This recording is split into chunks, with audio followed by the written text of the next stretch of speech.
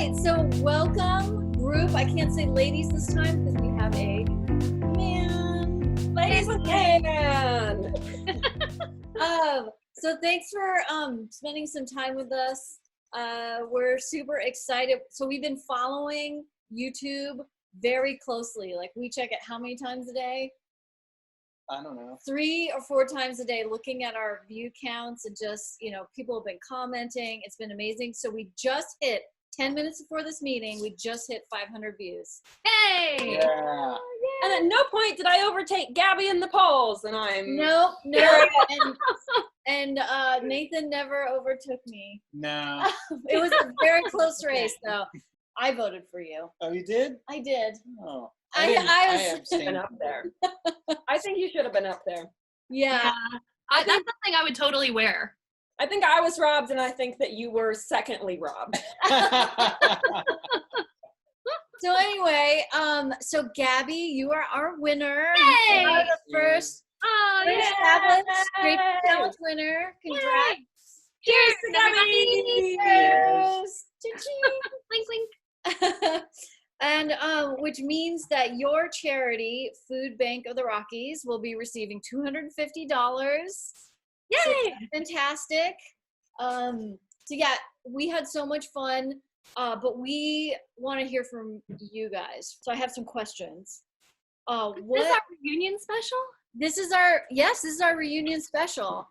Oh That's my God, great. I've always wanted to do one of these. Yeah, it's it'll be fun. So my first question for you all is, what was hard? What surprised you? What was surprisingly hard? I think time management. Yeah, honestly. for sure. Yeah. I gave myself 7 hours, and I did not come close. Yeah, for me it was hard because I needed to work around the kids, and then also figure out when I could film with good lighting. So I did a bunch of stuff during nap times, but I tried to break it up. So it was like, okay, 30 minutes here, 30 minutes here, that's an hour, take that off for my 6 hours. So then when I finally got a chance to work through the night, I was like, oh, sweet, I have my 4 hours to finish up everything. But then I was like, oh crap, I lined my entire top. Why did I spend time doing that? just random stuff that comes second nature to finish a garment. And then as I was doing it, I was like, why am I? No, do not just pin it. It's fine. I struggled with that so much. I one time made, for a fashion show, I made a dress with silk bound buttonholes. I can't stop myself from adding details that nobody's gonna see. And this time it was costing me time. I was like, I can't. I want to finish everything beautifully. Right.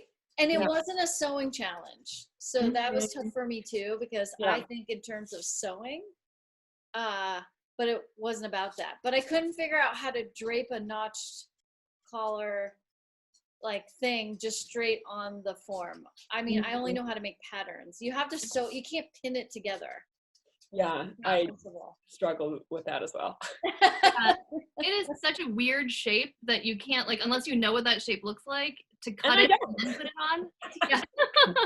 And I do know what the shape is, but it doesn't matter. It's like my brain doesn't work that way. I've never worked that way before, ever. Yeah.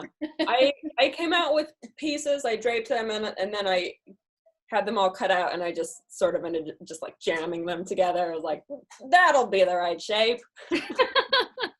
Yeah, you, Nate. I couldn't visualize a single thing. I didn't. Oh. I had to put muslin on the form to come up with any ideas. I just couldn't do it. I think that relates a little bit to the way you're used to working. Yeah. I usually just have the materials and then I just start working with it. Yeah. I get inspiration from that, but I couldn't. I tried drawing; they were all terrible, and I struggled to get anything down. I thought I was in real trouble for a while. My ambitions were way bigger than my ability to execute. But I don't know about that, because that's how I usually like to work. The things that I make that usually turn out the best are the things that I just let happen organically.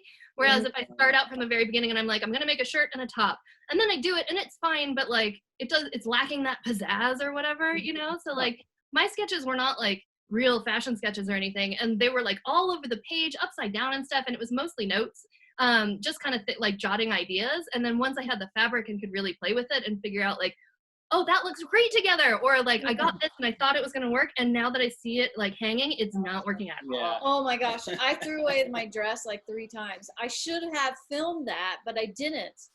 I don't know what was wrong with, I just wasn't thinking. But you're totally right. The second you start pinning it and putting it on the form, like, that idea is garbage. I didn't spend a minute on design other than I knew I wanted to do a notch collar until I got my fabric. Yeah. Like, it's just gonna happen on there, and we'll see what we get. Right. Yeah. Allison, I loved when you showed the inside of your jacket, your shoulder pad construction was so smart. I think I rewound to watch that like 5 times. Okay. I have made shoulder pads before. I admit I've made my own shoulder pads, not the first time. And when I studied tailoring, I got these really nice shoulder pads for my blazer, and so I just made those. So yeah, that's how they make them. They're like a topographic map. That's what they look like. The good ones. Big reveal. Yeah. I'm the one who put shoulder pads in. I was kind of hoping that the person if somebody got it, that they would get shoulder pads and make something out of shoulder pads. Oh, whoops. Did not think of that. Because people do that. Like they also use it to pad out their forms, and like you could do that. Huh. That would be so more creative. You could do some really cool stuff. Playing in the background. Aww. Here's little noises back there. What else? Did anything surprise you besides things being hard? Like, did you learn something? What was unexpected? Unexpected was the realization that, I mean, we already talked about this. Like, oh my God, I don't have to finish anything. I can just put in a base and that's fine. And then it went so much more quickly after that of like, oh, like, it was sort of the idea that like nothing I do matters. Yeah. I can just throw some stuff on there and just like, as long as it looks nice. Yeah, I didn't see the back of mine, but it was all like clipped together with stuff. Oh my God. I desperately want to see how the back of your collar is attached to the bodice. Go get it. It's not attached at all. It's downstairs. It's just pinned into the neck of the form. Yeah, but that's draping though. It's a draping challenge, so it's fine. Yeah, it's not actually connected to anything. Yeah, as long as you're like sketching the idea. Yeah.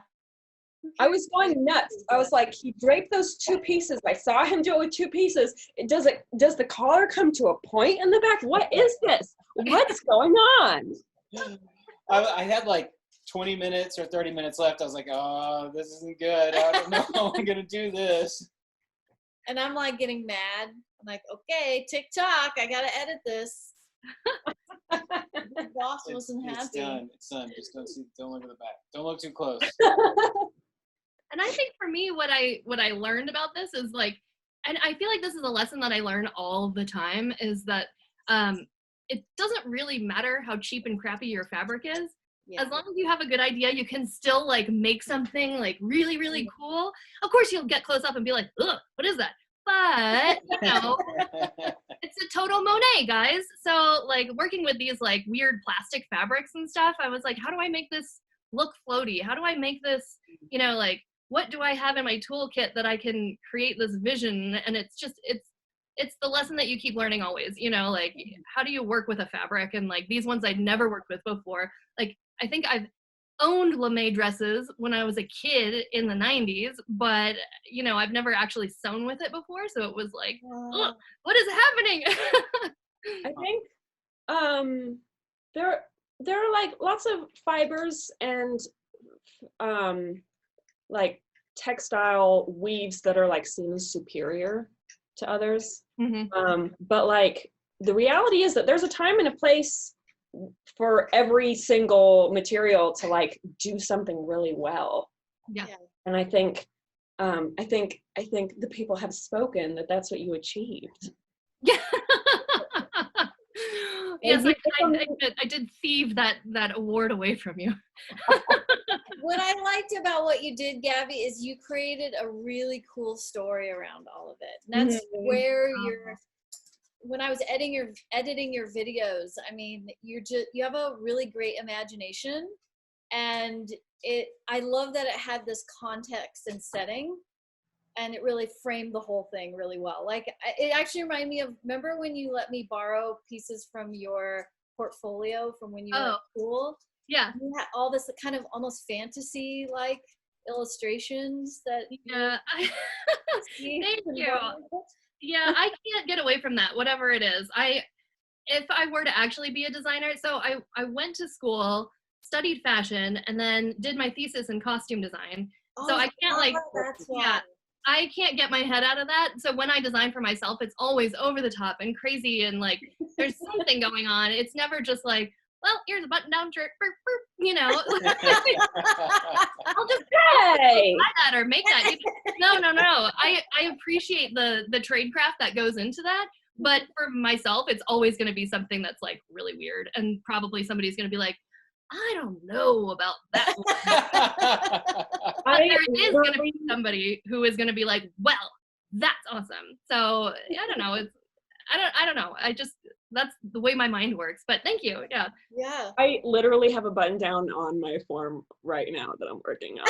I know you are, but I love it. You are the Sherlock Holmes vibes, but like the nerdy version. Yeah. I agree with Allison. I thought that your process was just incredibly thoughtful, and I was watching your footage and I was like, oh my God, like none of that occurred to me to have a reason for anything I'm designing. I was just like, oh, this is the brief. Yeah. I don't know. It's just, after so many years in the industry, there's always, you have to cost things out, or you have to explain your rationale for things all the time. And even if it's just like the interfacing that goes inside of a button loop, or a belt loop, like, I want this because, and I know that our girl deserves better, or whatever the reason is, you're like constantly having to defend it yourself. Yeah. So now I feel like when I make something, I think about all that stuff at the very beginning. So that way, if anybody has a question, I can just be like, oh, well, obviously, because she's going to the moon. Blah, duh. How's this fabric going to behave in zero gravity? You said stuff like that. But yeah, actually, when in my job as a software engineer, we had to do that all the time too. Like, you have to have a reason. So I feel like but my reasons were so grounded. They were like very practical.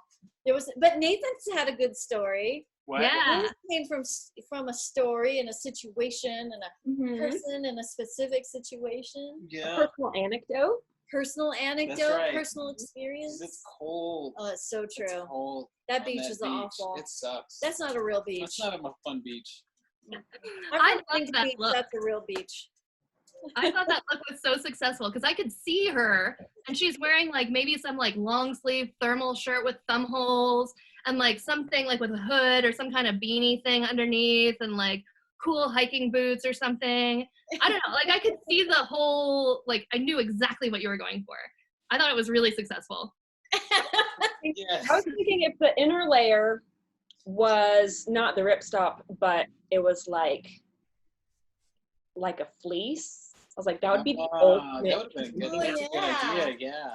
Cozy on the inside. Mm-hmm. So anyway, that was so fun, you guys. Thank you so much for making Yay! Yeah, thank you. FABLIBS! Yay, FABLIBS! Thanks for all your effort and just being so fun on camera. It was so fun to produce. Yeah, and putting up with us. And putting up with all my, can you shoot this? Can you change that? Can your light be there? And look at our light, by the way.